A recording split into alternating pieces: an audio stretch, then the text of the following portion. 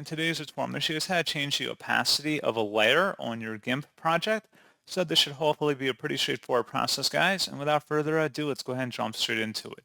So all you have to do is select the layer you want to change the opacity for, and then you can click the minus or plus sign that says opacity right here. And then that's just one way to do it. Something else you can do is actually double clicking on the layer, and then there should be an opacity section. You can do the same thing in here, drag it to left or right, or click the plus or minus sign to increase or decrease the opacity level. Select OK to confirm, and that's all you have to do. So pretty straightforward process, guys, and as always, thank you for watching. I do hope that was able to help you out, and I do look forward to catching you all in the next tutorial. Goodbye.